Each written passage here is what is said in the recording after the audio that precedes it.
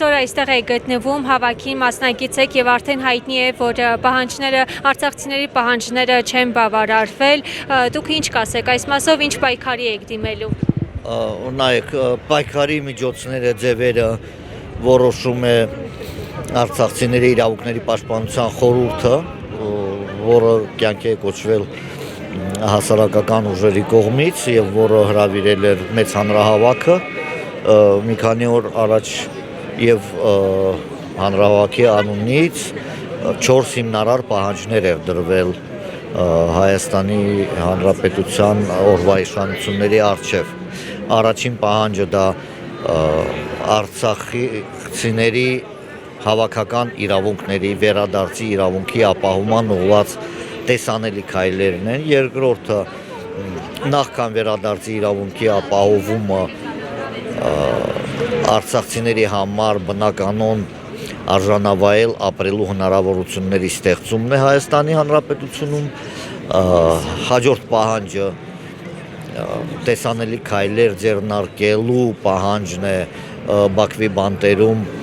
պատանդարված հայերի վերադարձի ուղղությամբ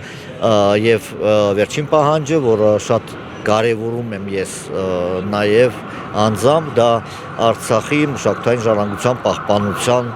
ուղղված տեսանելի քայլերի ձեռնարկումն է։ Կարող եմ ընդհանրապես ասել, որ այս պահանջները փաթեթավորված են, իրենք փաթեթ են, ինչ վերաբերվում է նրան, թե կառավարության փաստացի բացասական պատասխանի արդյունքում ինչ միջոցներ են ձեռնարկվելու ապագայում, ապա դա կորոշի այն խորհուրդը, որը կյանքի է կոչվել արցախցիների իրավունքների պաշտպանության համար։ Պարոն Շահվերդյան, Արցախում նաև մշակույթի նախարար եք եղել, կխնդրեմ ամփոփ կերպով ներկայացնեք, թե Արցախում ինչ նյութական մշակույթ ունենք մենք, որոնք այսօր այս պահին վտանգված է եւ Ադրբեջանը տեսնում ենք, որ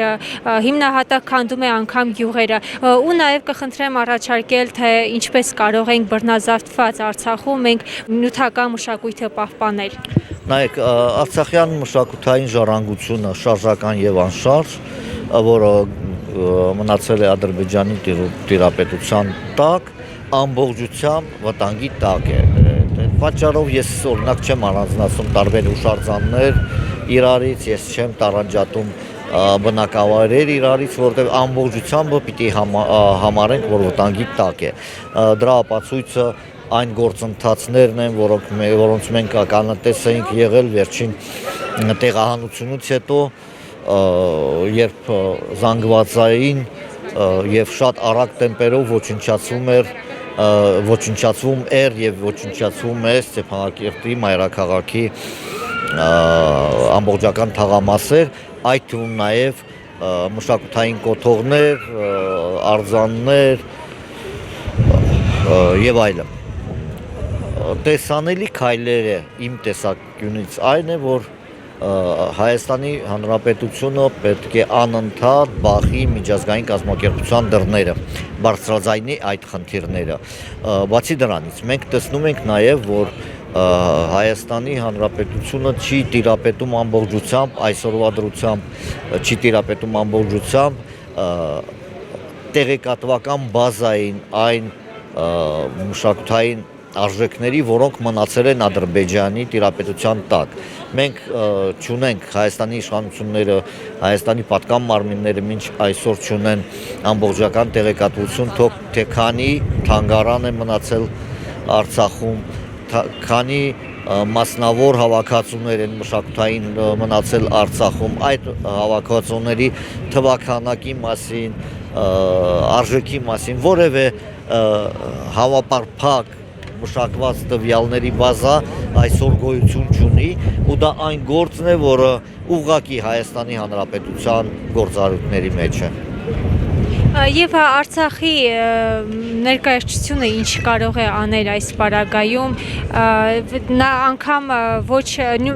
նյութական մշակույթը փրկելու համար, պահելու, պահպանելու։ Ոչ նյութական մշակութային ժառանգության մասին որ խոսում ենք, պետք է հասկանանք դա հանրության համար ընկալելի լինի, որ դա այն ժառանգությունն է, որը նյութականացված չի, այսինքն դա թիվ 1-ը դա բարբարն է, դրա շարունակությունը դա տեղական ծեսերն են, ավանդույթներն են, հիշողություններն են, որոնք նաև երաժշտությունը, թատրոնը եւ այլը, որոնք ոչ նյութական մշակութային ժառանգության մաս են կազմում հիմնարար, ու այդ ուղղությամբ լավագույն ձևը անշուշտ կլիներ, եթե արցախցիներին Հայաստանի իշխանությունները բնակեցնեին կոմպակտ ձևով, որպեսզի ոչ նյութական մշակութային ժառանգության պահպանությունը նաև ինքնակազմակերպվի։ Ցավոք սրտի այդ ուղղությամբ եւս որևէ քայլեր չենք տեսնում, մենք տեսնում ենք նաև, որ բռնի տեղահանությունից հետո Հայաստանի իշխանությունները որևէ քայլեր չձեռնարկեցին ապահովելու համար մեր գեղարվեստական կոլեկտիվների պահպանումը Հայաստանում, իսկ Արցախի միայն պետական գեղարվեստական կոլեկտիվների թիվը 16 էր եւ դրանց մեջ կային խմբեր, որոնք 80 տարեկան էին, օրինակ Ստեփանակերտի պետական դրամատիկական թատրոնը, որ փաստացի կազմալուծվեց, որովհետև որևէ ջանքեր իշխանությունները չգործադրեցին, որպեսզի դա պահպանվի, եւ նույն ձևով բոլոր նաև մեր այլ մշակութային հաստատությունները, երգչախմբերը, պարախմբերը, նվագախմբերը եւ այլն։